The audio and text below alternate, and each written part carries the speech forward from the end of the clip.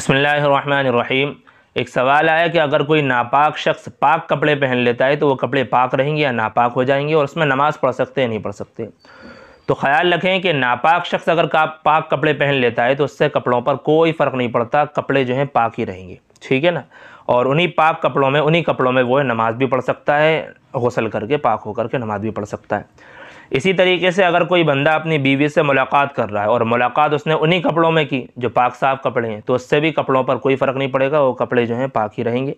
अगरचे उसमें पसीना लग गया हो, मैं पसीने का कह रहा हूँ ना, आपका पसीना लग गया हो, उसके बावजूद भी कोई फ़र्क नहीं पड़ता क्योंकि पसीना भी पाक है।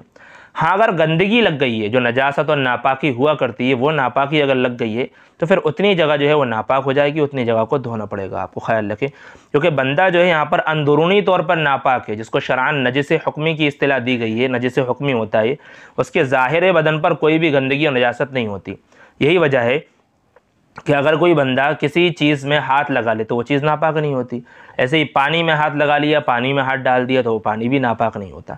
अलबत्ता इतना ज़रूर ख्याल रखें, कोई अकल चला करके ये ना कहने लगे कि फिर तो हम कुरान शरीफ को भी हाथ लगा सकते हैं क्योंकि हम नापाक तो है नहीं, बाहर से कोई गंदगी नहीं है।